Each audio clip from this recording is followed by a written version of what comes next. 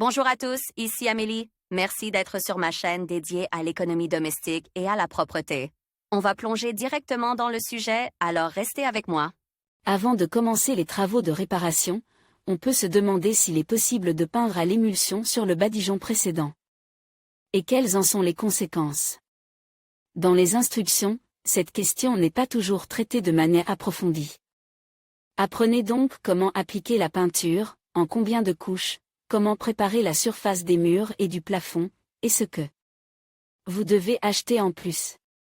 Des vidéos et des photos de travaux de maître et d'erreurs courantes vous aideront à réaliser correctement vos travaux de peinture. Préparation. La peinture émulsion à l'eau est un matériau moderne et pratique pour la décoration des murs et des plafonds. Lors des travaux de réparation, on recherche souvent un juste milieu entre l'aspect pratique et l'esthétique. Ce matériau répond à ces exigences. Il est facile à travailler, il ne provoque pas de réaction allergique et la gamme de produits offre une large palette de couleurs. Avant d'appliquer une peinture à l'eau sur un badigeon, il convient d'évaluer l'état des surfaces.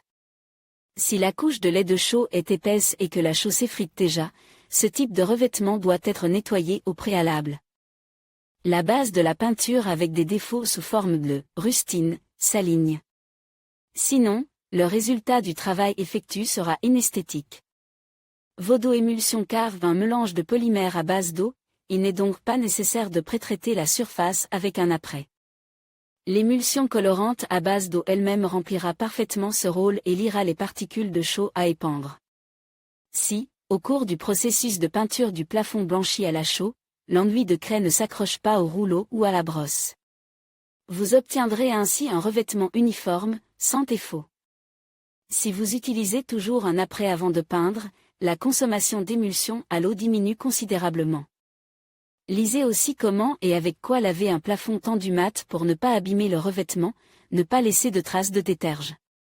Il est possible de peindre le plafond avec une peinture émulsion à base d'eau sans décapage préalable, lorsque la couche de lait de chaux est fine, sans écollement évident, sans coulure et sans tache.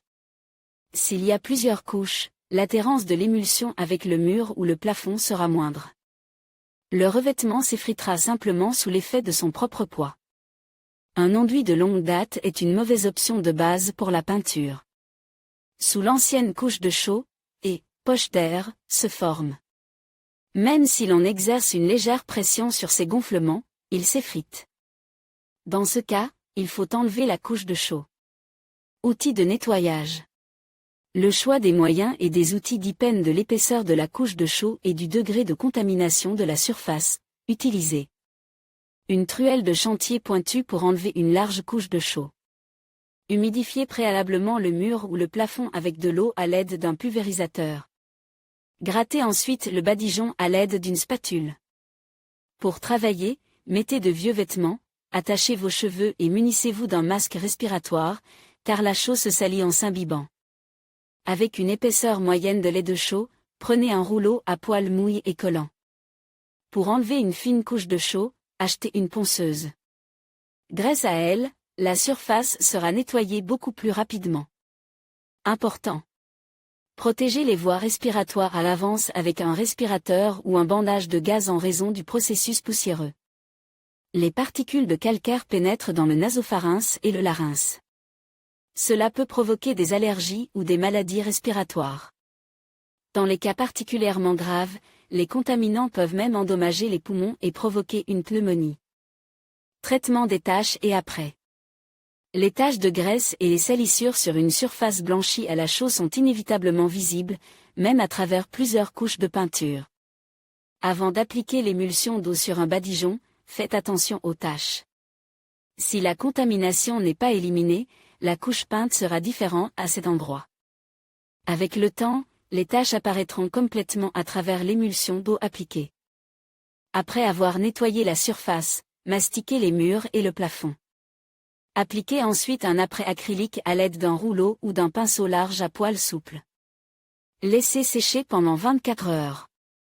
Sur le support à prêter, l'émulsion à l'eau s'étendra plus uniformément. Utilisez du ruban de peintre pour couvrir les limites de l'émulsion à base d'eau, afin de ne pas dépasser les limites, et commencez à peindre. Outils pour la peinture. Avant de peindre, préparez la peinture à l'eau, un rouleau ou un pistolet à peinture, un bac pour verser la peinture. Il est également pratique d'essorer l'excédent du rouleau, de petits pinceaux pour peindre les coins et les endroits difficiles d'accès, du ruban adhésif, un pigment de la bonne couleur si vous avez acheté de la peinture blanche, un petit clin d'œil. Avant de peindre, retirez les meubles légers de la pièce à rénover.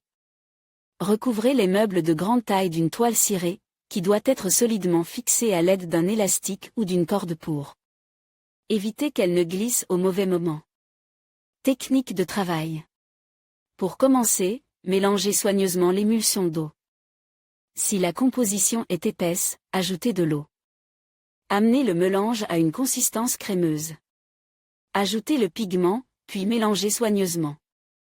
Pour ce faire, utilisez un mélangeur de chantier ou des moyens improvisés, par exemple un bâton de bois de longueur appropriée.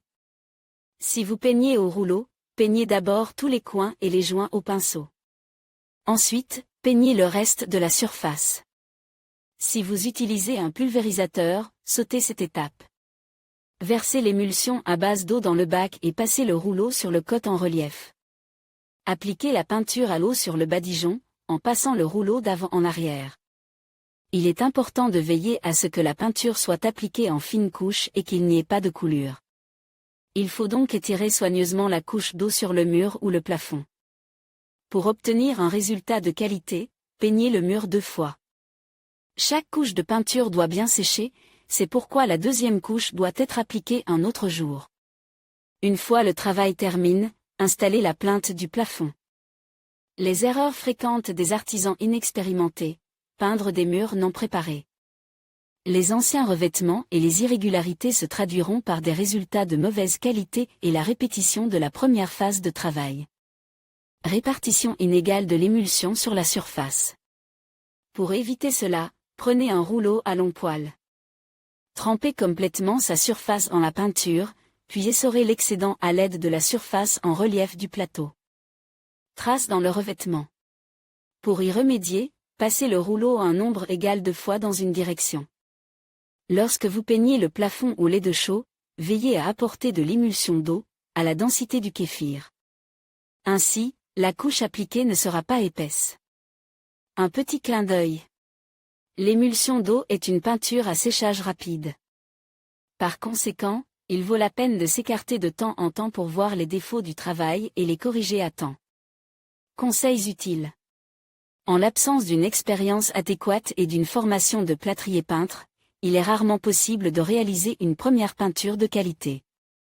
Mais un certain nombre de conseils vous seront utiles. Si la surface présente de petits défauts, il est préférable d'utiliser une émulsion aromate. Une peinture brillante ne fera que souligner les irrégularités et les rugosités. Portez un équipement de protection, lunettes et masque respiratoire. Choisissez la composition de l'émulsion à base d'eau en tenant compte de l'usage de la surface peinte, la peinture émulsion acrylique. À base d'eau ne craint pas les rayons ultraviolets ni l'humidité élevée, c'est une option universelle pour la façade des bâtiments. Et les espaces intérieurs, la peinture à l'eau à base de silicone est une excellente option pour les salles de bain et les cuisines. Elle a une grande perméabilité à la vapeur, la peinture bon marche, mais non durable, à base de chaux et de ciment, mais elle est rarement utilisée en raison de son manque de fiabilité. Lisez aussi la propreté de notre maison dépend directement de notre capacité à nettoyer correctement les sols. D'accord. 2.